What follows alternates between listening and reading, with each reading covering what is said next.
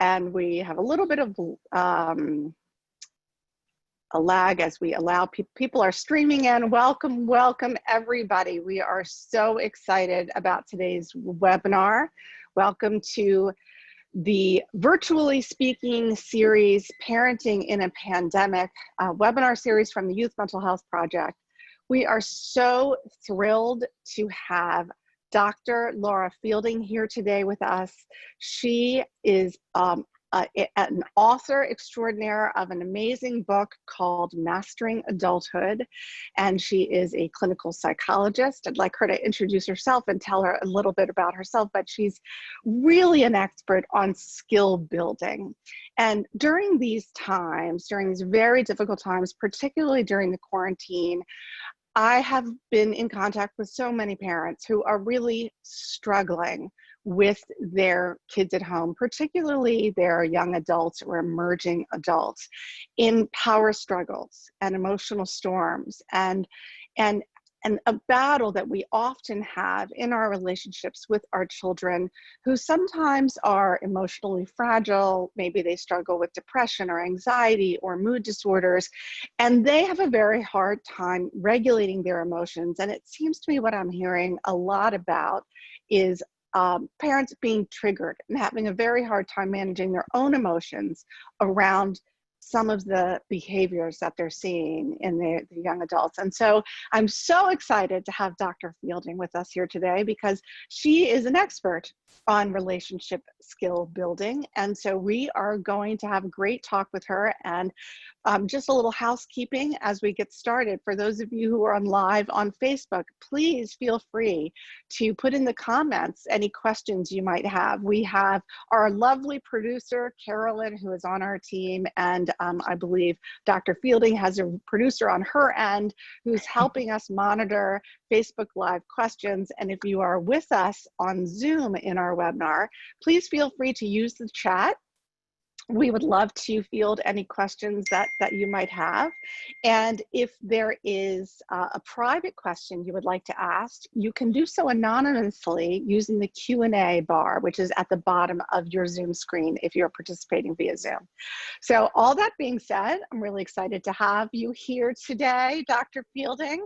And could you tell us a little bit about yourself and your background and how you came to this? I think that's a great way to start, if you don't mind. Sure. Well, first, thank you for having me. As you mentioned, I am a clinical psychologist. Specifically, I'm a clinical behavioral psychologist, and I specialize in teaching people behavioral and thinking skills. I teach skills to help have a more healthy motion regulation system. So specifically, I specialize in a variety of psychotherapies called the mindfulness-based cognitive behavioral therapies. And those therapies target emotion dysregulation. And I work largely with young adults and their families to help them build more resilience to stress and to learn what they can do to start to find a little bit more self-regulation. So I became a psychologist later in life, and I became a psychologist because I watched people I knew and loved in my family and around me right at that particular juncture of emerging adulthood, though we didn't have that word for it yet then, making choices, right? Yeah. And you have good audio on me, right? You can hear me okay. I can hear you great. If anybody wants to chat, whether they can hear us, that would be fantastic.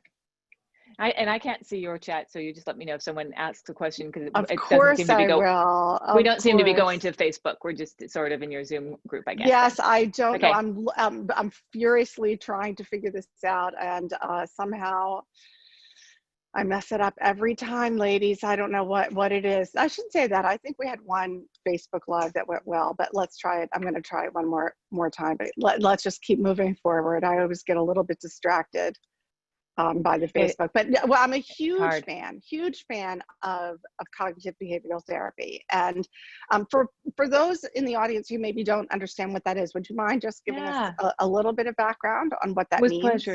With pleasure. So we all hear of psychotherapy, and I think it's really important that people understand that there's so much variation within that term, But the most modern and what we call the gold standard of psychotherapies is really the cognitive behavioral therapy. While practitioners of other more traditional sort of Freudian and those ones where you see someone talking, you know, laying on a sofa and just sort of stream of consciousness, those are helpful because the relationship is healing. Really, the science is behind these more what we call manualized. That means there's an agenda. That means when you go into therapy, if you're doing CBT, you better be doing some homework. You better have set some goals. You better be measuring outcomes. So it's a science. So, you know, the relationship is, of course, super important. You have to like your therapist and trust her or him, but you have to be setting goals and doing things, and you have to be getting a little uncomfortable, because what you're practicing in therapy is learning how to be skillful with discomfort, whether it's panic and anxiety disorders or moods and symptoms, or even lack of motivation. What the mindfulness piece there is what we call the third wave of cognitive behavioral therapies. Cognitive behavioral therapy was developed by someone named Aaron Beck in the 60s. And that was sort of following the behaviorism that came out of World War II. Like, why did humans behave so atrociously during World War II? And then in the 60s, we added the thinking part. How does thinking specifically for humans get in our way of our automated behaviors? And now this third wave is the mindfulness piece, where we've integrated the skill of learning to observe your own mind in a way that helps you slow down that spiral that we'll talk about today, of how we are all vulnerable to becoming triggered.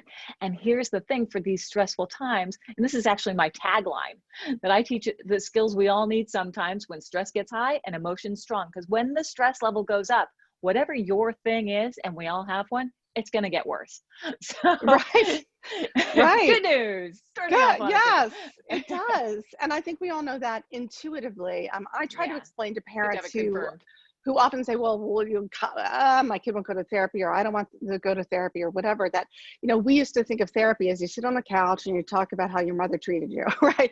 But cognitive behavioral therapy, and many other therapies as well, now are much more about skill building and brain, and brain retraining. I kind of think of it as, and I'm not a psychologist, but those are layman's terms that I think of, that, you know, we can retrain how we can't necessarily stop the thoughts, but we can retrain how we react to thoughts. Would you say that's in a layman's way of explaining it? Wonderfully said. And just a little side note for parents out there, you poor parents, my mother used to say, it's like, you know, parents should get blamed for everything. Yes. I also often say, if you want to get stuck in therapy for the rest of your life, just keep blaming your parents. Right. We have a whole, you know, our whole philosophy at the Youth Mental Health Project, we talk a lot about the blame and shame of parenting, particularly when we're supporting parents, and that we have a program called the Parent Support Network, where we offer free confidential support meetings for parents who are struggling.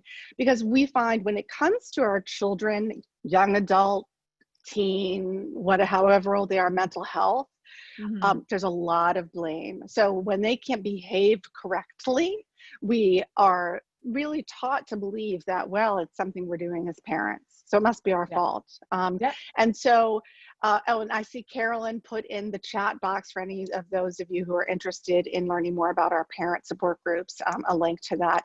But parent blaming is a big thing, and I think we do that to ourselves. So, but as well, even though we don't mean to, because we're in this culture where parenting is such a shameful and difficult thing. And it is difficult regardless of the blame and the shame. But I want to get to the point of our webinar here today, and which you started to touch on. So parents, it's really hard. We are all tired. We're all stressed as parents. Let's just forget our kids for a moment. And just internally, where a lot of us are working full-time, husbands at home working full-time, not having, you know, the support we normally might have, whether it's daycare or school. Our kids are, you know, not at school, and everyone's home. There's a lot of anxiety about what's going on in the world for a lot of reasons. And so it's very hard when our kids react a certain way or behave in a certain way to stay Mm-hmm. calm, you know, and Yeah. we tend to just our automatic reaction. Mm-hmm. Sometimes the most intuitive, instinctual reaction is not the right reaction. And Yeah. somehow we end up in this explosive cycle between the parents and their kids Yeah. of yelling, screaming, slamming doors, I mean, I shouldn't speak for everyone out there, but I think there are plenty of us who are I feeling think that. it's, What is, in my, yeah, how can yeah. you walk us through some skills that we can use to Yeah. help with And that? there's a couple, I want to validate how common that is. And that feeling, whether, and by the way, between couples, between, Oh, yeah. in families, when you have that explosive argument, when everyone's been triggered, and then afterward, this sort of dust settles and everyone's like, what happened? Like, how did Yeah. that even happen? And then Right. you might even go to family therapy and therapist's like, what happened? And you're like, I have no idea how we got there. Right. So that's also very common. Now, and if you have no idea how you got there, you're not going to be able to deconstruct the problem. Right. So what I teach and what's happened, so what is happening, here's what's happening. This is what I teach. I teach people how to recognize what's happening in that dust ball of a storm of emotions, whether it's your own internal dust ball or when your dust ball sort of collides with someone else's. How do I deconstruct that to find all the pieces, like sort of compartmentalize all the pieces of your experience? And I'm going to tell you what those are now. So I can then stand back and be as skillful as possible. Because when you are hijacked by your emotions, you're triggered by, and I often say, why your parents can trigger you or where they push your buttons is because they installed them. And why your kids can trigger you is because it's like your heart walking around outside your body. So you're like, don't do that. You're going to hurt yourself. Right. And Oh, the it's kids know how, I feel like my kids, well, my one child anyway, really knows how to just exactly. find the right thing to say to just make me want to scream. and then you scream and then he gets to be right. So this is about going from when we're righteously indignant, we want to be right. But when we're skillful, we're effective. So we're putting aside being right to be effective, right? So what are those components of your experience? If you're listening out there, I hope you'll take a little note here, or I can supply some forms or something afterwards. Maybe if we can add those. We can also put stuff in the attachments. I don't know. I think if Ruben has access to that. If not, we will make sure Sorry. Yeah, I think we lost Ruben because he's on Facebook waiting for us there. So yeah, sorry, Ruben. No, he says he's here on the chat. But anyway, if he's not, we will make sure we're recording this and we're going to post it on YouTube, and we will make sure in the notes of the YouTube, we will supply lots of information. And at the end of this, we'll pop up your website on the screen so people can see it. So anyway, but continuing the skill, tell us. Okay, so and this is walked through in my book, by the way. So in Mastering Adulthood, the goal, because my value is like, I don't think therapy should be $300 an hour every week, and I think like you should have. So my book walks you through all this.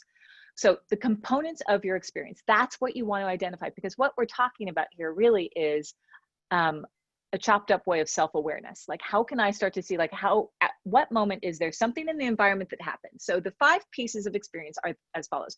There's one event that's happening that everyone will agree upon. Your son comes home late, doesn't lock the door, leaves his muddy shoes. You identify all these behaviors that everyone would agree happened without the judgments and interpretations overlaid. Just the facts.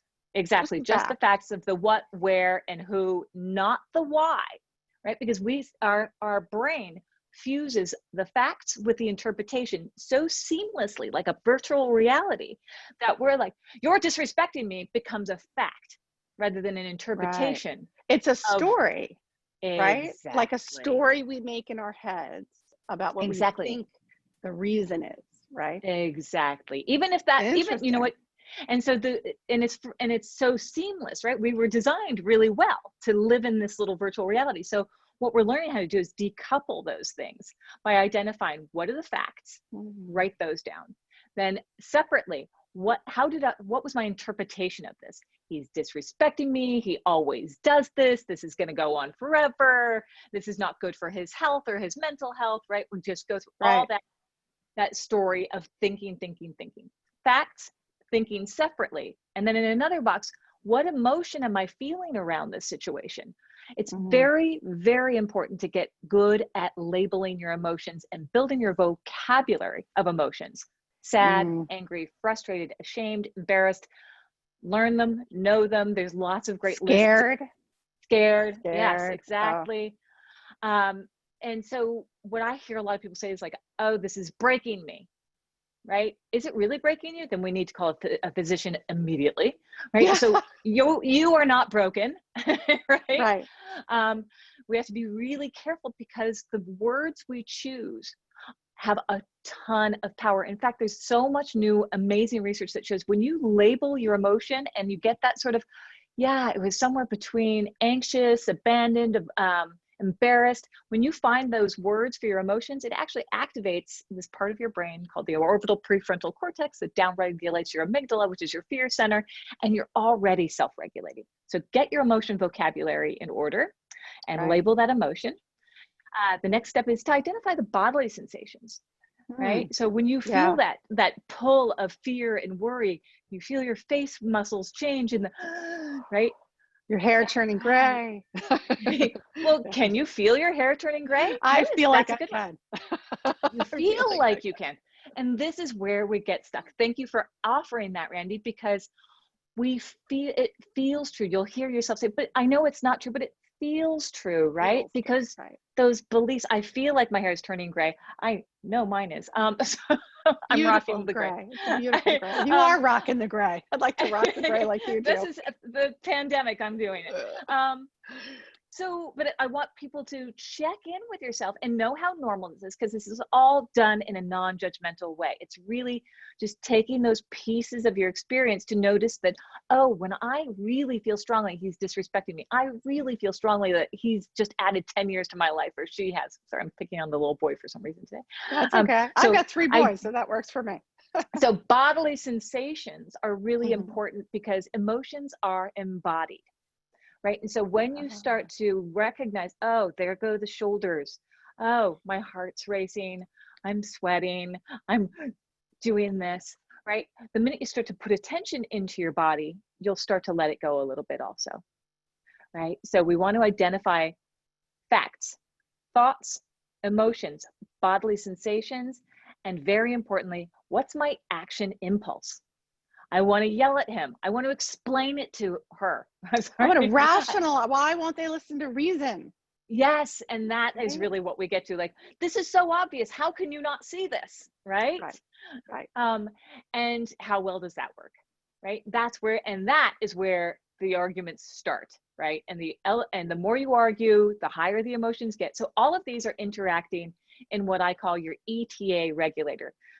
Your emotions, thoughts, and action tendencies this is CBT, Cognitive Behavioral Therapy 101, right? Your emotions, thoughts, and action tendencies are all interacting back and forth, right? In reaction to the environment and the facts. Right.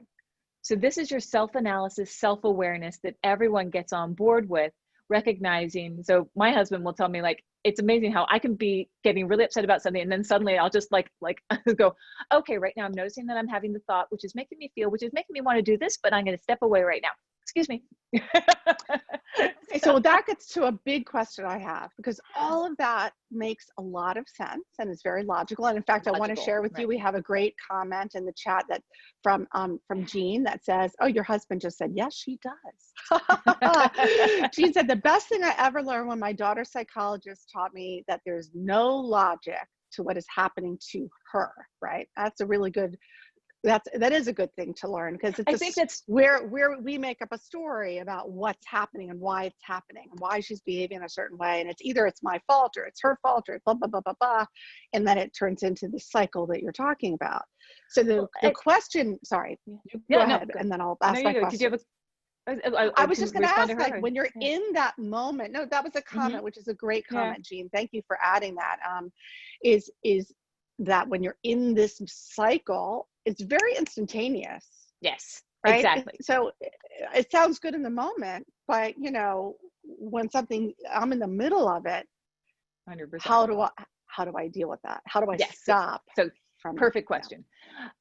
So that, what I just described, is a dashboard form, and that I would like people to start practicing when you're not in the heat of the moment, or when you have one of those moments when you take the moment afterwards to do the post-game analysis, like what the Right. heck just happened there, right? Right. Maybe even come up with, if you can get your family members to everyone to agree to do it afterwards, that would be really amazing, Oh actually. yeah. Right. I In agree. the heat I of the like moment, that. I always say, and actually one of those videos that I sent you yesterday when I wasn't sure if my internet I was going to love be those. working, Yeah. Yeah. I say this all the time: when you most absolutely must use your skills, you totally won't want to. So, So true. right? Or you Because feel like you can't, but you yeah, can. You just have to train it's yourself, well, right? it's practice, right? So just Right. like when you're learning a bike, you don't go off-roading and dirt bike riding. First, you learn in a nice flat environment. You practice.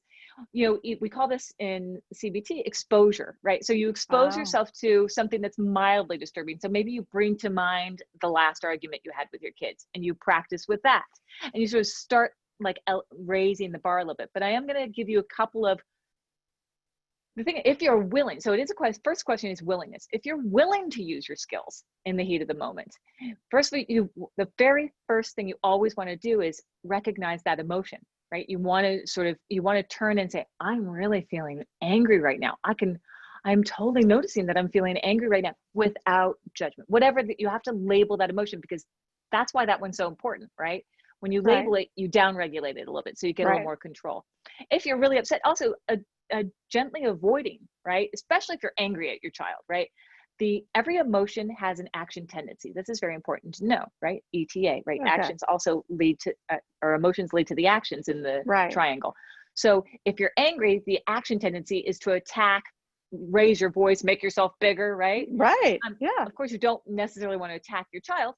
But Maybe you do. right. But but You might want the to. skillful thing to do is take opposite to emotion action. In the heat of the moment, if you're angry, I'm going to take 10 minutes to deal with my side of the fence.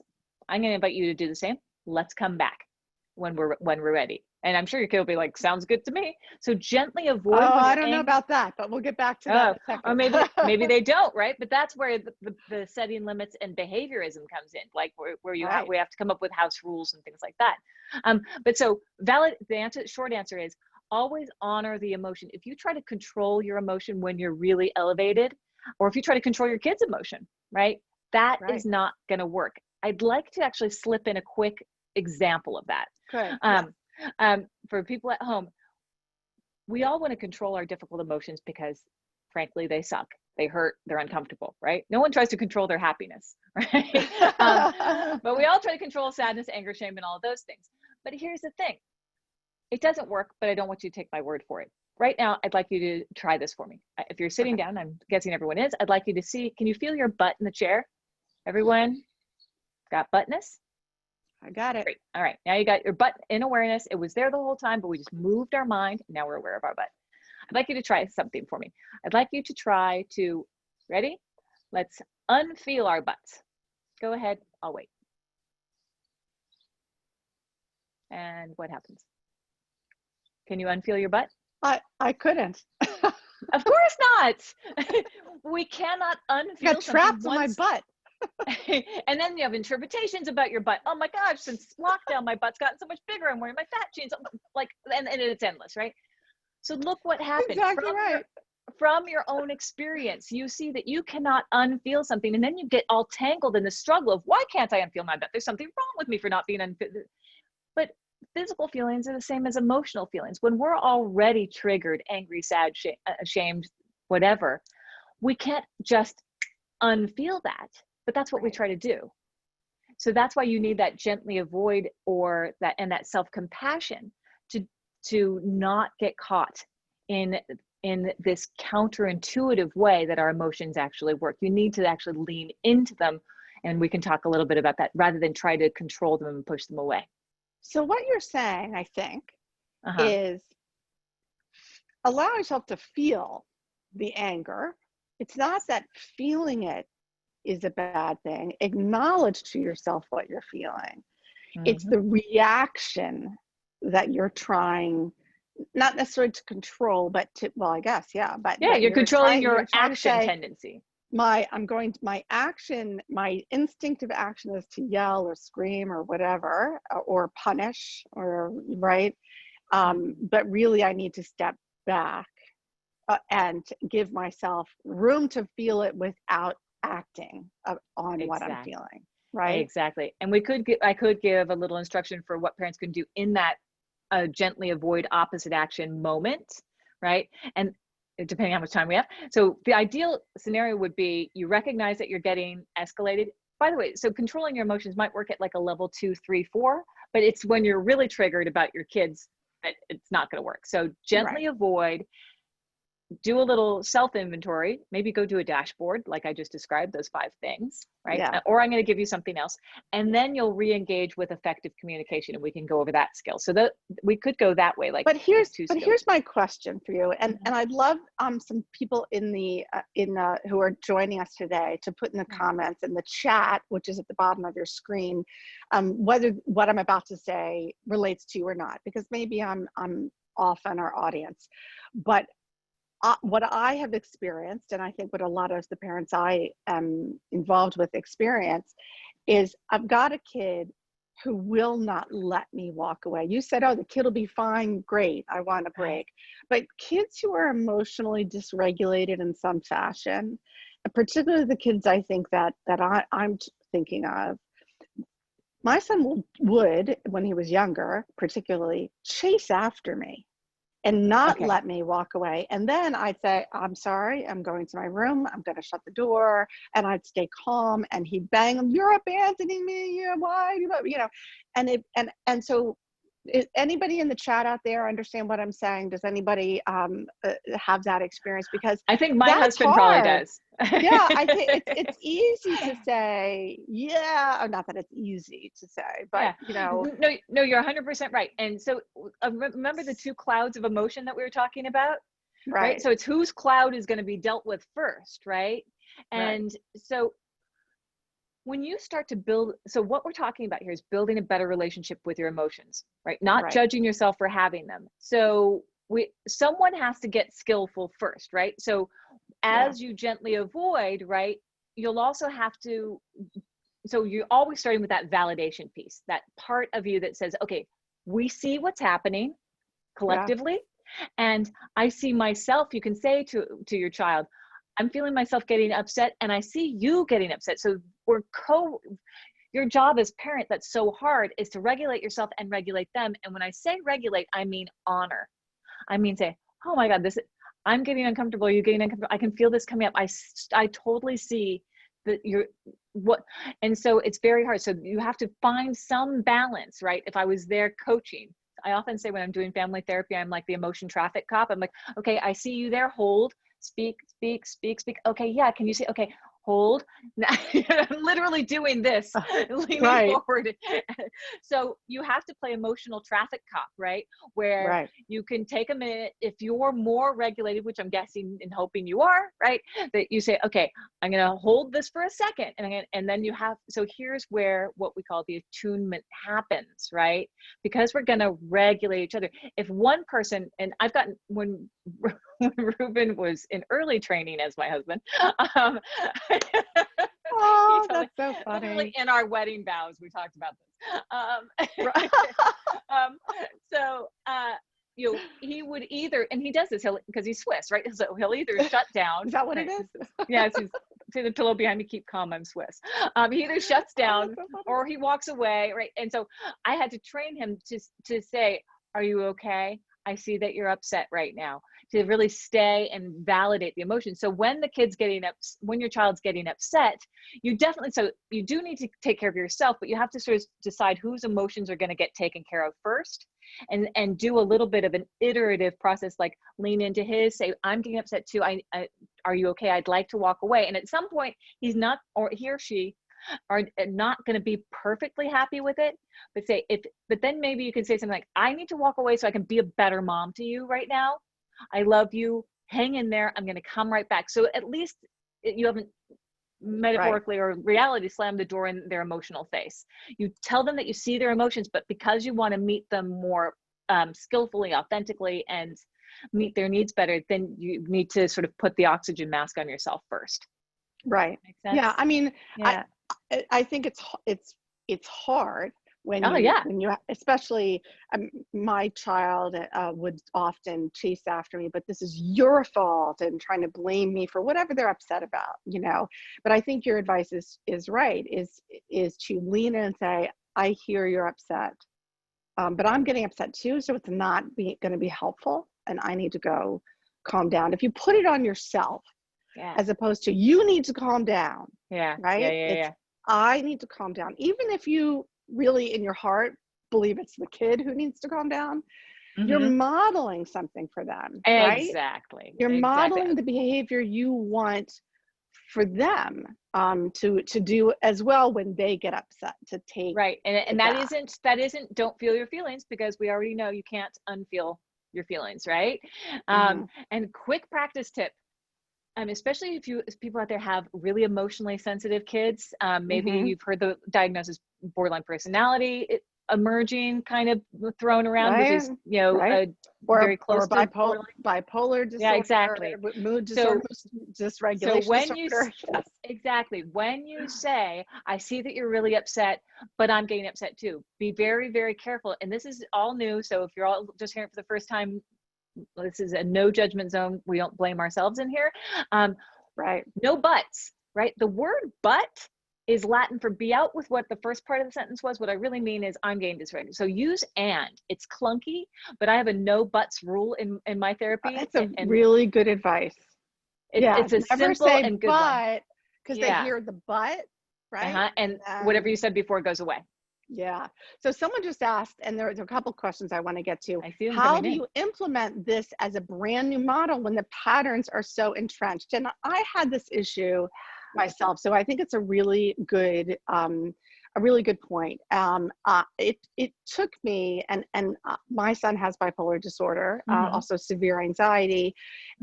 So, and it started when he was very, very young, and his behaviors when he was young were very explosive and difficult to manage. And I had to retrain myself how to react, because I wanted to sit him down and explain to him why he was being irrational.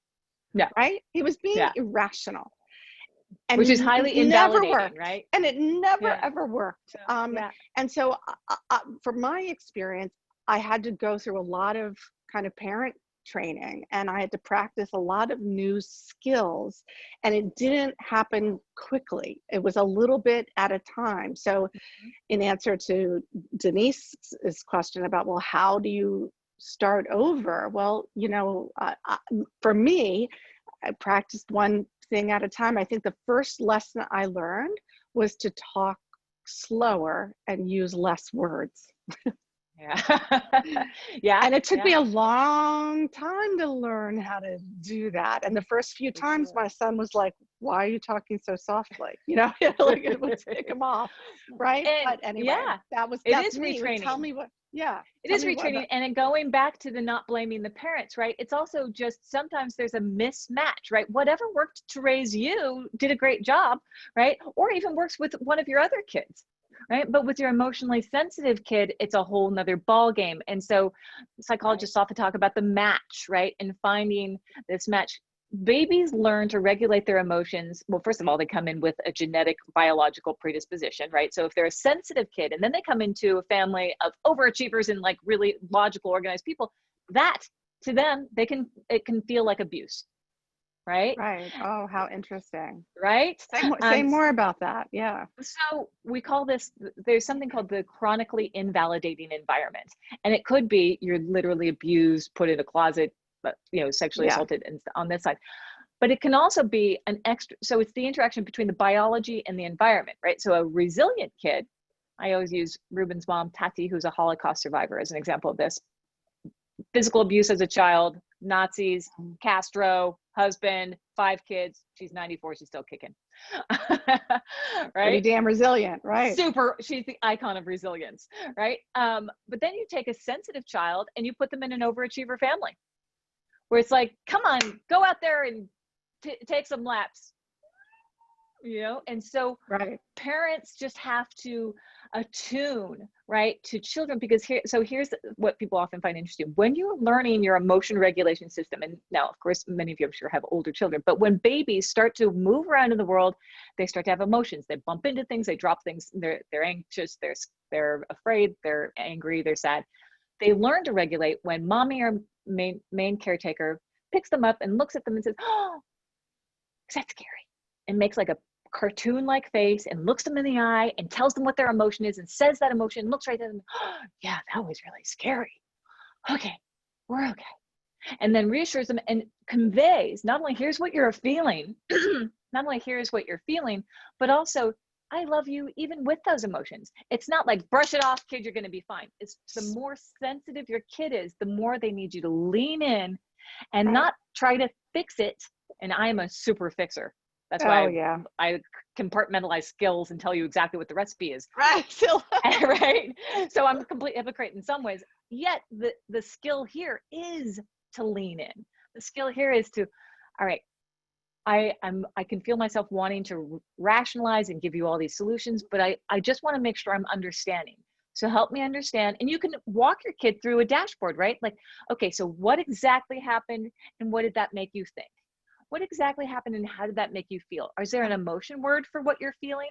If you walk them through this, I can't tell you how many of my clients say just doing that dashboard is super helpful. I'm smiling because we did another webinar with someone about social emotional learning, which is what you're talking about, right? You're talking about teaching young as early as possible. What are emotions, and that you can have emotions, even really bad emotions, and get through them, right? And they're not bad. They're just uncomfortable. Well, I'm sorry, you're right. Uncomfortable. You don't want to, there are emotions we don't want to have. Uncomfortable emotions, right? Excuse me, you'd think I would know better by now. Well, no, but it's a socialization when I thing, was, right? so when my kids were little, now they're in their 20s, I didn't know that was a thing. And so it wasn't yet. I tried to fix. I wanted to fix, like you said, what can I do? My son really struggled with school refusal, or what they call now school resistance, where it was very hard for him, and his anxiety and depression. I mean, talking 7, 8 years old. And I tried to fix it. Well, let me find you a new school. Let me call the teacher. Let me help you with your homework. I didn't know about building social emotional tools, regulation tools, which is what you're talking about. So for those of you who have younger kids out there, listen, go back and listen to that other video that we had with Ellen Dodge of Komochis. And all of this is about acknowledging and feeling emotions. It was not a thing. Now, so for those of us who have 20 somethings or emerging adults, and we kind of maybe missed that boat, didn't understand that, didn't know that, it's, what I'm learning and what I hear you saying is it's not too late. It's not too late to do that, right? So not at all. It's really important. And there's what we call a dialectical dilemma that parents get caught in, right? It's sort of all or none, right?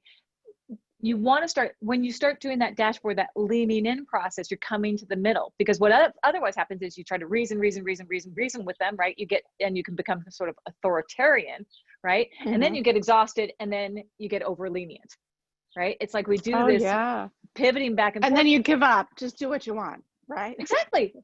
And that functions as what we call random reinforcement. And the best way to train a behavior is not to keep rewarding it, is to randomly reinforce it. So if you are randomly reacting to an acting out behavior, sometimes you come in as disciplinarian, sometimes you're like, I can't deal with this.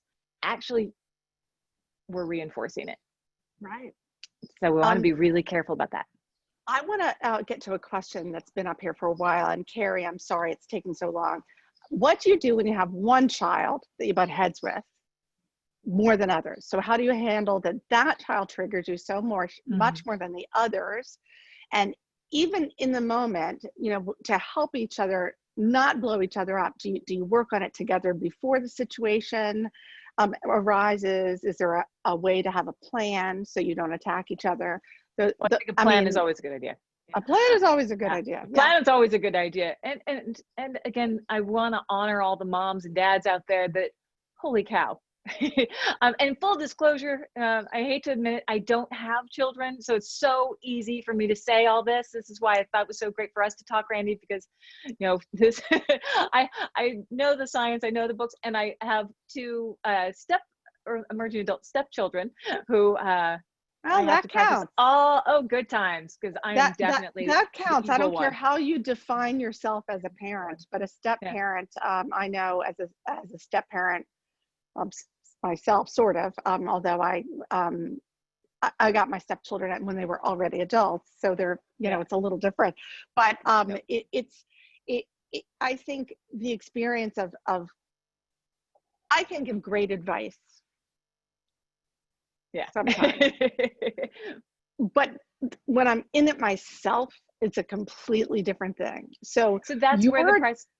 right, your expertise and in the science is very helpful to those of us who don't have that expertise. I can give you my expertise from my experience as a parent, and I think that's why you and I, this conversation is so good, because I have the parental experience, but I don't have the education and the scientific knowledge. So I'm going to stop talking now so you can share your scientific No, knowledge. and so that's where the practice comes, right? It is like anything. It is a practice, and maybe it's helpful also for parents to think about, you're going to learn about yourself, right? That's not just, oh my God, I have to do all this stuff for those two beings that that I brought into the planet, which is got to be exhausting. I mean, I know just when my stepkids are here, it's taking everything out of me. So in answer to the question, when you have two very different kids, we alluded to a little bit, right, that one sensitive child comes in the world, and parenting, the same parenting style works great for one, but not the other. Right. Absolutely. So I'm not knowing the age of the children that we're talking about.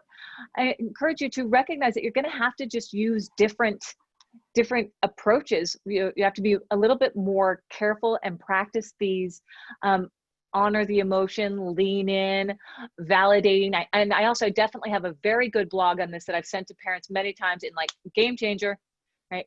All And right, it we'll talks put about, that in the notes on our yes, YouTube we will recording. definitely. Yeah, we can do, yeah, watch for it when we post it on the YouTube. I'll have a bunch of extra notes there.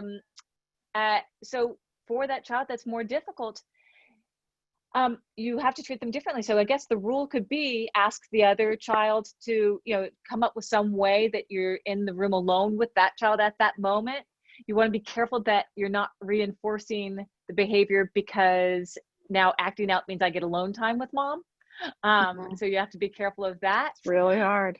Yeah, but we could we really should do an entire thing on sibling and the issues around siblings. And the mom who asked the question just said that they're 14 years old. I'm guessing maybe they're twins, but I could tell you that I have three boys who are three different ends of whatever spectrum there is, and I did, things were different with my middle son. And it caused a lot of problems, because why would he get away with throwing a chair across the room? Right. Whereas my other child, if he threw a chair across the room, like, go to your room. And the things just didn't work the same way. And it was certainly during a time when he was really not well. He was had been hospitalized. He was on medications. He was in treatment. He was just recently diagnosed with bipolar disorder. Yeah. And it was hard for everyone in the family, but I did have to sit down. She said, yes, twins, one with a mood disorder, one without. I can't imagine the extra complication of twins. But I do think that I had to sit down with my other kids and say, I know it doesn't seem fair, but you're different. You're all different. And see, I did it. Don't say but. The three of you are very different. Your needs are different. And I grew up with this theory that you had to parent the same. You have to treat them the same. Isn't that But the interesting? truth is, I couldn't. it wasn't the same. And it's not, and it wasn't the effective thing to do, right? And so for Right. twins, it's very interesting to hear that it's twins, right? Which just highlights that acorn of a spirit and genetics and like how we come into the world. But also we know Right. in twin studies how there's this important effort to find your selfness and your identity, right? And so Yeah. even whether it's your three boys that aren't twins or the twins indeed, maybe for the listener asking that question, finding these ways to really give each child their own identity, right? Without also, it is a challenge. I'm trying to think of a go-to. I think you just have to remember that with your sensitive child, you have to be a lot more attentive to key phrases. Help me understand. I'm seeing this. I hear you. Just the simple, if you just practice, I hear you, Ruben gets out of jail all the time with just, I hear you. You don't need Your to poor escalate further. husband. Yeah, I hear know you. he's subject to behaviorism He's a 101 good, he's every a day. good, yes, He's the yeah. best Most egg. husbands, yes. So remember that your job is to ensure that they feel heard, because people only yell, kids yell when they don't feel heard. And I actually say that your own emotional experience will jump up and grab you if you don't validate it and honor it. I use actually a little tool to highlight this. Do you know what this is? It It's a looks like a, Chinese yeah, Chinese thing where finger you, trap. Exactly. If you remember these from kids' parties, right? And I what happens, do. right? You try to get out, you struggle, you try to not be in there. You don't want this. I refuse to have this in my life. And you get more stuck, right? Yeah. So this emotion regulation counterintuitive thing with yourself, with your kids, is the lean in. Because when you lean in, it's still here. I'm still feeling it. But look what, I'm getting a little more space, and then I can kind of play with it. I can actually, I'm getting stuck. So, Yeah. but sometimes it'll be faster that you lean in and come out. Sometimes it's going to take a little bit more lean in again, lean in again, lean in again. And so you want to, so I think we started with, I need to gently avoid, but I need to validate my child first. And I need to validate my child first, right? And see, So you it's don't hard want to to butt do. me. I butted my own side of it, right? It's really hard. It's hard to It is do. really hard. It's We're good doing a practice. balancing. And there's also, I want to highlight this, that you lean hard, the more difficulties your child has, the more you need to lean in on validation. That means ask, listen, say I understand, use like kind voice, use Even if you facial don't, expressions. right? But if you don't, so you can be authentic, say, I'm still struggling. I'm really wanting to understand this. You need to use this tone. You need to watch out for the judgment, sounds and eye rolls and things like that. I'm trying my best. And then when you get exhausted, so here's the point, right? All that leaning in, you still need to pull out eventually, right? You still need to set behavioral limits about behavior and about your own needs. Right. So this is Right. where that sort of, we haven't actually even gotten to the limit setting part, right?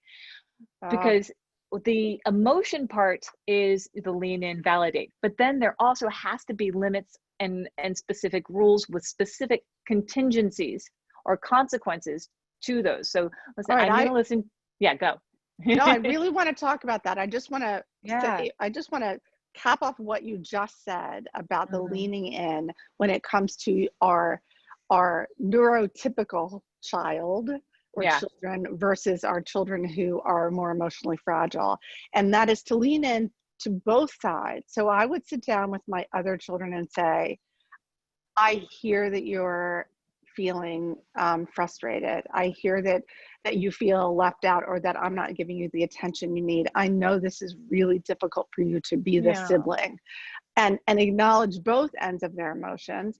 And I also spend a lot of time educating my neurotypical kids Hmm. about whatever mental health disorder my son was dealing with at the time.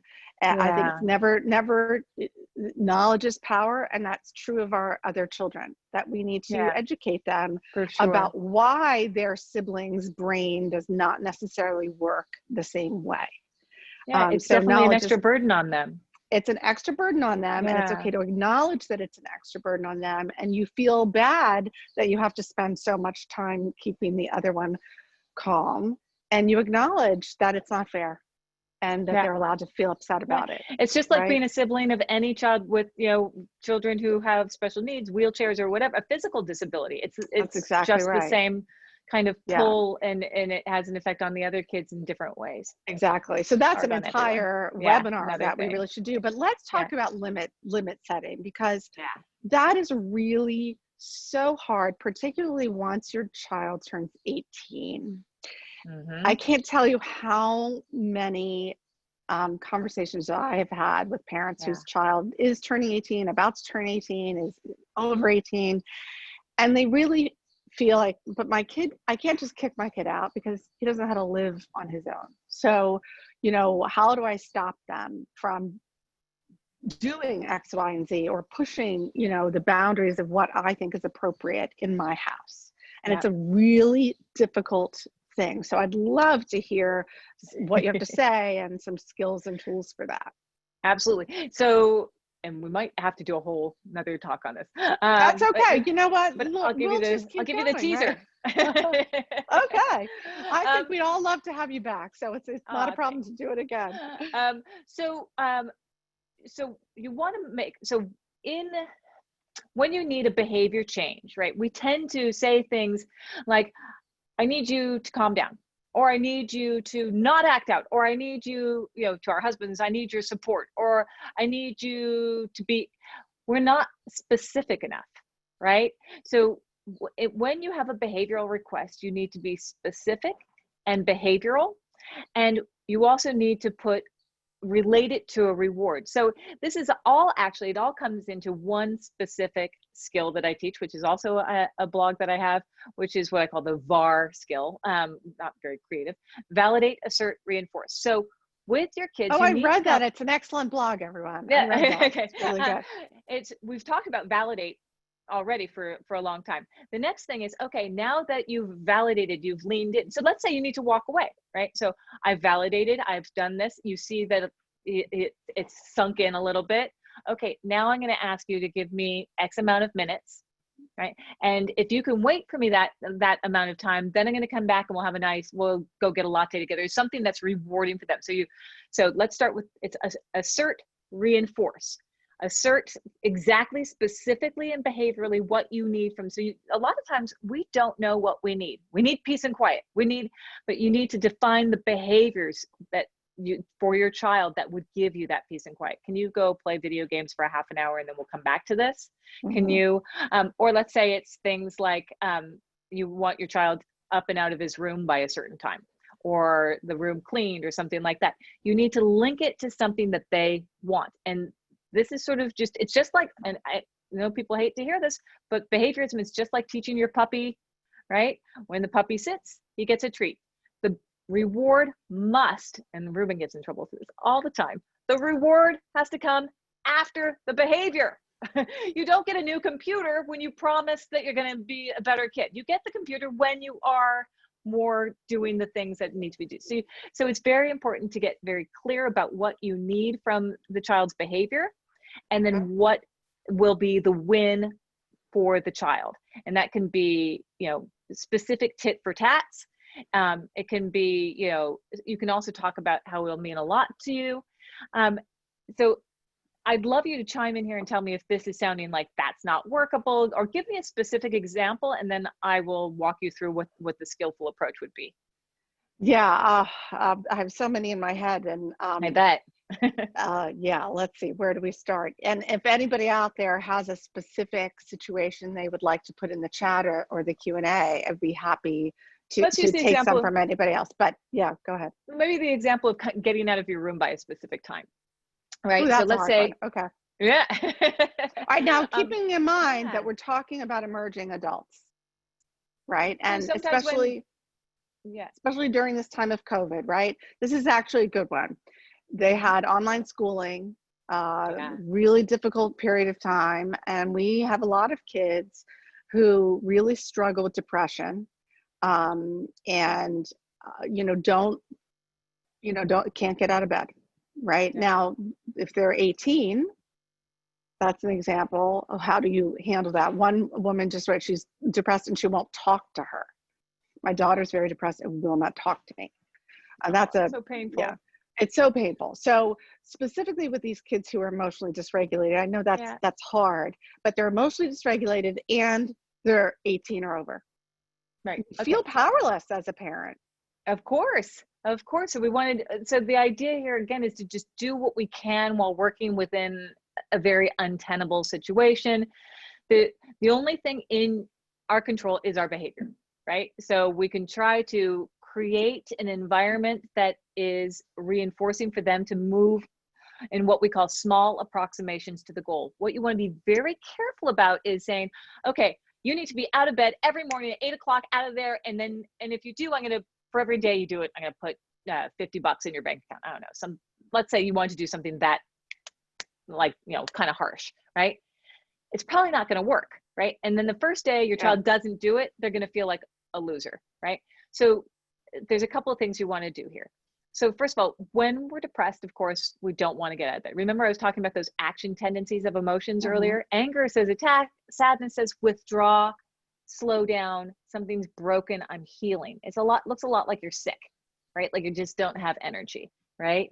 Right. Now, but remember, we can take an opposite action. In fact, the first level of cognitive behavioral therapy for depression is behavioral activation, getting people moving to get that triangle moving in the other direction. Right. So to pull your daughter out of bed, you could talk about it with her, validate, right? Tell me how you feel, listen, spend some time listening to why it's so hard for her and validating how hard it is. So that's what I would do. I would go in like with an agenda of, let me go in and tell her I want to understand how hard it is. Then you've planted the validation seed, right? Right. Then wait a beat and go back and try to say, so God, I'm wondering, is there anything that you wish you were doing? Like, what are you not getting done? Not for me. What are you not getting done? And this is important. If you want behavior change, make sure you know what's important to them. If your daughter has like something, does she think something in the Black Lives Matter movement is important? Does she think something in politics or, a lot of young people are very politically caring these days, which is nice. Or anything else, something towards group, something towards her physical. Find something that she finds of value, because your values are what make you keep showing up, putting your butt in front of your desk every day, and in your own experience. So I'm going to go back. You started by validating, right?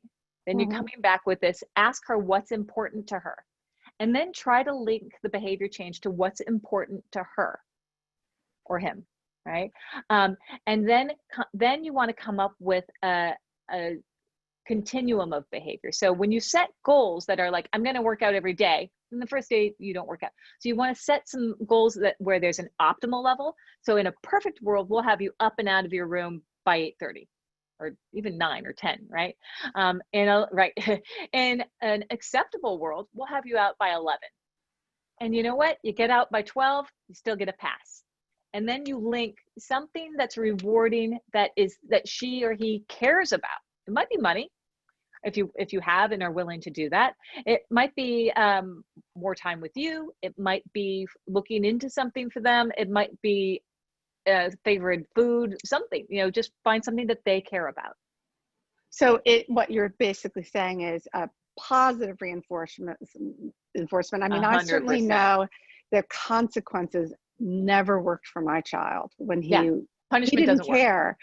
Punishment didn't work. It's already work. in pain. But I have to tell you, like, the rewards didn't really work for my child either. When he was really not well, he was not well, and he didn't care about anything. Yeah. Literally. That's right. That's a primary symptom of depression, right? Right. And so it's a slow road. Yeah, it is. That's a really road. hard thing. Yeah, it's hard. And I think, and I'll often think about what's worse, right? When he's so depressed that he can't move, or when he's angry and explosive, right?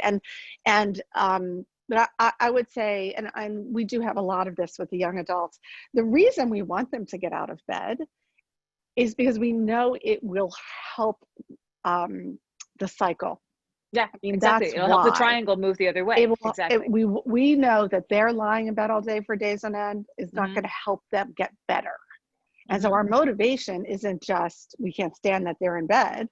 Oh, how come he sleeps, right? It's more, we know as parents, having gone through this, that if they don't get out of bed, it's worse, right? And so Perpetuates. Yeah. so it perpetuates. So I mean, I guess off the top of my head, I'm thinking when things are that not when your child is that unwell, that's a very different scenario, right? Yes. So then Than you your go, you typical bring, defiance or yeah, you bring right, the bar down and down, you bring the bar down to a place where they can be met, right? right, So what, for if, when your child's introvert, if you can get them to shower, that's always for everybody. Like even friends of mine, it's like, have you showered yet? You know, we underestimate the power of a shower. right, um, uh, but it actually, it regulates your, because it stimulates all the neurons in your body, right, which send electrical signals right, to right, your mind. So if you can get your kid out to shower and connect that to, well, first of all, once they take the shower, then you ask them, I would do this, where's your mood on a scale of 1 to 10 while they're still in bed? That's also very validating. You're doing a mood check-in with them. I would do a little mood check-in with them every day if you have a child who has chronic mental health problems. Where is it right, today? That's doing a cognitive behavioral assessment, right? Every day. So that, and they hear themselves answer. So they see that their mood is right, moving and fluid, which is normal. And then when their mind tells them, I'm always 100% depressed, they will remember that they answered that question differently from day to day. I would try to get right, them in the shower and then ask them again, where's your mood on a scale of 1 to 10 after the shower? right, right. So they Yeah, start to, this is what we're doing in cognitive behavioral therapy. In the mind, we're helping people recognize, and this is key, the relationship between events. Whether it's how did we get from those two puffs of emotion between parent and child to huge explosion, or how did, like, we're recognizing how did that fact lead to this feeling, and how did, when I did this, I felt better. Recognizing that relationship between events in our lives is self-awareness. And that's when you right. start to get some mastery and some ability to, like, remember, oh, when I do this, I know if I, once I get myself in the shower and dry off, I'm going to feel better. That's truly the beauty of cognitive behavioral therapy. And I think a good thing to keep in mind for parents out there is that we need to model this behavior for them. That sometimes we can't tell them what to do, but we can try to model it ourselves. Yeah. Recognize how we're feeling, acknowledge what we're feeling, and then so you're saying it's the feelings. You had what is the triangle again? What Feeling, is the triangle? What is the triangle? Pop quiz. What's on the E, triangle? it's Yeah. it's recognizing your feelings and acting, Okay. action. I'm going to give you a great Oh, way to I'm remember it. Actually, terrible. no, this is good. No, non-judgment zone. And this is why here's how I describe it actually in my book. And I may have made it easier if I had done this at the beginning. For everyone listening, I'd like you to think about yourself. This body that we live in, right, is a vehicle. It's the vehicle that's taken you from the minute you came out of the birth canal, you know, through elementary school. And you could tell your kids this one too, right? Through high school, through all your good days, your bad days, your celebrations, your disasters. This Right. vehicle has gotten you through to this moment where you're hearing the sound of my voice, right? Hmm. So throughout that time, even though your body has changed over time, you've been collecting these experiences, right? And those experiences start to um, get on board your vehicle, right? The good days, bad days, whatever days, as passengers, right? So we Right. go through life, right? We go through our life. I'm mixing my metaphors a little bit, but stay with me on this. Okay. We go through life collecting these experiences, and those passengers, some of them are fine and they motivate us and they cheerlead us and tell us that we're good at this and we can get it done. But some of them are really scary. Those moments of bullying or feeling vulnerable or feeling powerless or ugly or left out or different or abandoned. And those feelings will do anything to avoid feeling, right? So we create mastery and we get really good at things, or we scream and yell like your son. I'm thinking about your son saying, you're abandoning me, right? That sounds like an emotion passenger that he could not and maybe still cannot tolerate, Right. right? So building self-awareness is recognizing what are those thoughts and feelings that I can't tolerate, but I do something in my life, sometimes it's productive, sometimes it's not productive, to keep them out of awareness. Now, this vehicle that you're in, I'm coming back to your original question now. This vehicle that you're in, just like all vehicles, right, has some things in common with other vehicles and some things that aren't. There are millions of different kinds of cars out there, but they all have the same three components, right? Cars all have engines, steering wheels, and tires, right? Mm-hmm. Humans all have emotions, our engine, our thoughts, our steering wheel, and our action tendencies. So I call that the ETA. It's your ETA, estimated time of Emotions, arrival. thoughts, actions. Exactly. Acknowledging your emotions, recognizing your thoughts or stories that you have made up around whatever, and then acting, taking an action such as walking away or right. So my prescription for that is a sort of a silly thing. This is like the tip of the iceberg of all the practices that I teach or in my book. But the prescription for working effectively with your ETA regulator, right? That's the thing that regulates your emotions in your mind, body, vehicle and helps you, work skillfully with your passengers. But the prescription, the cherry on the top is the following. And if you're at home listening, I'd like you to it might feel embarrassing for a second, but I'd like you to practice this with me, right? So it's a 3-step process. First thing is we validate our emotions. So I'd like you to do this, please. Randy, practice with me. I'm practicing. Right? Okay. Because it is a practice, right? And it's walking through the discomfort to practice. So validate emotions. This is going to take 2 seconds. Hands on your heart. So you guys probably know learning takes place in a lot of different ways. And if you put something physical on it, you'll learn it, you'll remember it better. Validate emotions. Validate emotions, check your thoughts, put your hands on your temple, control the only thing in your control, your actions, right? So this is what I call the mindfulness Macarena. Validate emotions, check your thoughts for accuracy, control your emotions. Right. So it's the lean in, which we talked a lot about because it's really the emotional lubricant when you lean in. We talked about that a lot. Checking your thoughts for accuracy, we didn't have so much because we were talking about those irrational moments. But when you as mom take a moment to say, is this thought 100% true? Does he do this all the time? Is he really doing it to hurt me or whatever? Yeah, exactly. Is he really disrespecting me? So validate, check.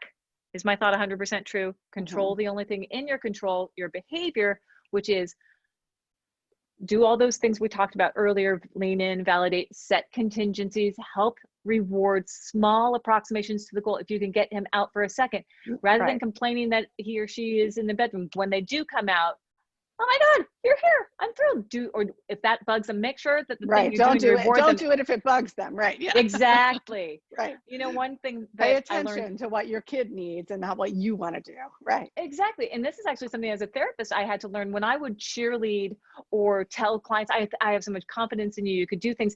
I had to be careful. And even when you'd say, good job could be a trigger for someone, right? You have to find what's rewarding to them.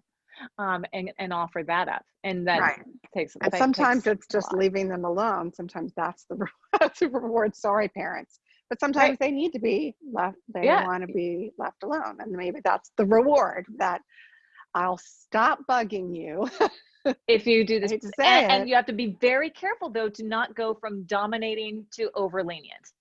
Right. And that's where it's very, very hard when you've got, because you have to just keep tickling them, like the tickle in the oyster, the tickle in the clam that makes the oyster, or the oyster that makes the pearl. You have to tickle them a little bit. You can't just say, okay, they're depressed, I'm leaving them in their room. You have to find some things. Excuse the flagrant self-promotion here, but like my book just came out on audio. You can get that. No, really, it's everybody should explore. I think, we can listen to that in bed. Right. So we've hit up against time so quickly, because I think I could talk to you for hours and hours, and I think we could really dig into so many things. Definitely recommend checking out Dr. Fielding's book. And we are going to put this, Carolyn did put in the chat a link to purchase the book, but also she's got a fantastic website and blogs, and we'll put that stuff in skill videos. Yeah, so I have a bunch of skill videos on there. Right. Yeah.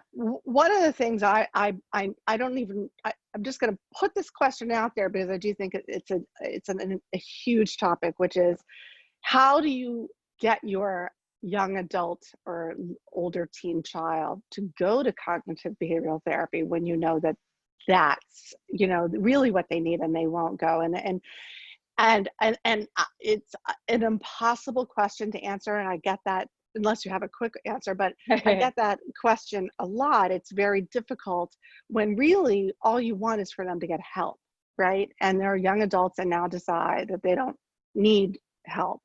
To me, I think there have been times when I would allow almost anything if I knew they were getting help, if they were Right. And you have engaging to in know that they're getting treatment. help. So you have to make sure you do your due diligence on the therapists too. Right, Um, exactly. So that, so that means they have home practice. That means and especially if you have a child who's more dysregulated, you don't want just cognitive behavioral therapy. You want dialectical behavioral electrical therapy, which is a behavioral whole another therapy. topic. Yeah. Oh But yeah, I'll give you a small answer to that question, even though we're good. at time, is always remember small approximations to the goal. So you don't get caught in that capitulation of over leniency versus dominance. Find where you can get just a smidge more. So I've had parents call me and say, will you talk on the phone just for a moment with my child, so that they can, so you're sort of exposing them to this idea that it's not going to be as horrible as they think it is, that they're actually going Right. to like the person. Reminds me of when we had to get a caretaker for Tati when she was in town. She's like, I'm not having someone drive me around. And then we just introduced her and she got to know her. And then eventually she's let her. So find small ways that you can expose them to this Baby idea. steps, right? Yeah, exactly. So if you can get some of them to, the good news right now for kids struggling with depression is there's so many more available therapists remotely, right? Right. That they could just have a chat, and there's so many, Yeah. there's also a lot of reduced fee therapists, and there's a lot that's going on right now that they can get. Right. And I do chats. I've been doing lots of chats online. I have lots of videos Okay. online. I try to I give away think that, therapy as much as I can. yeah, I think the telehealth is really important. So Yeah. I just want to circle around and say, you know, sort of in summary, that y- this is a massive topic. We barely scratch the surface. I think those of you who are parents who are having some struggles with your emerging young adult children really know that this is a massive topic. And what I'm gathering from this conversation, and I hope those of you listening are taking this away also, is that, you know, we hear about the put your own oxygen mask on first, or self-care for the parents, and blah, blah, Mm-hmm. blah. And frankly, you know, who has the time or the energy, and it's too hard, and I'm barely getting through the day. But what you're talking about today is self-care. It is looking at our own, if we want to be able to either set limits with our children or help our children get help or whatever it is. Mm-hmm. And frankly, it doesn't really matter how old your children are, but Yeah. particularly when we feel we have less control when they're adults, we need to take a little bit more control of our emotions. And Ah, part of ding, ding, ding. I gotta self-care, interrupt you. right? Gotta interrupt you. You can't control your emotions. Oh my goodness. Control your behavior. Oh, see, this is why we need an Sorry. expert on these Right. calls, And right? But I right. think and I I'm was glad I caught going it. to say, Sorry. by acknowledging, right? We have to acknowledge and sit with how we're feeling, acknowledging those emotions, acknowledging what thoughts are happening in what's happening with those emotions, and what we're thinking. So it's the emotions, the thoughts, and it's not the emotions or the thoughts we're trying to control, it's our actions. So I misstated it, but so that if we can do that, then A, that is self-care. B, it's modeling. We can't expect our children to do what we can't do, right? These are kids who are emotionally dysregulated, who maybe are being irrational, maybe are doing things we don't want them to do. And when we are reacting in a way that aggravates it, we are modeling reaction, Mm-hmm. right? That we don't want. And so we can't help our children learn that if we aren't practicing it ourselves. That's my big takeaway from this. Yeah. And Yeah, I think it's right. We have to model for them. We have to, yeah, it's all, it's the whole, yes, you're modeling it, you're showing, you're not telling, you're showing is you're showing. exactly what it is. And it's all from that non-judgmental, right? It's all from that place like, wow, this is really hard for all of us. It's, you know, you'll have judgments. I guarantee you. I definitely have judgments. It's just the idea is to start catching those judgments and going, okay, what is this emotion trying to communicate? Right. So there's so much more we could talk about, because every emotion Oh, is saying something. I'm angry, something's not fair. I'm sad, then I've had a loss. I'm anxious, then I don't feel safe. Right. And helping, so starting to build your own emotional vocabulary, right? So learn right. the skills for yourself. When we teach DBT skills for chronically emotionally dysregulated and suicidal young people, we teach the parents that, so anyone who has Right. children with anything looking like borderline personality disorder, please do your due diligence. Look into some of the online parenting classes for skill building. There's a Right. lot available right now, and I Yeah, can provide you some other there's a resources too. great class from the National Association of Borderline Personality Disorder Yes, called Family exactly. Connections, right? That's it. Exactly. That's great. And there, I think if there's ever one thing I want to really express to parents is we need help building skills, because it's not as intuitive as It's completely I was brought counterintuitive. up to believe. It's Yeah. counterintuitive, Yeah. particularly when you have an emotionally fragile child or a child who's emotionally dysregulated. And we need to build new skills that just don't come naturally. So I'm a big believer in, again, knowledge is power. And sometimes that means we have to retrain ourselves and we have to retrain our own. And this is a great piece of information. So just one tidbit. Your book, would you say it's meant for our children to read, or is it meant for us to read? It For was, yeah, it was explain written for the explain a little bit more emerging. about your book. It was, so it's Mastering Adulthood, and the subtitle really says go beyond adulting. So go beyond just day to day and become an emotional grown up. Learn about your emotional world a little bit. It's Right, aimed at young people, and there are scenarios of young people from the overregulated to the underregulated to the dysregulated both ways.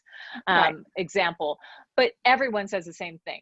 Wow, I wish this book was around when I was a young person. It does tend to be that more mature adults actually maybe appreciate it more because Well, we've and already, yeah. I So would, I would, parents could definitely read it.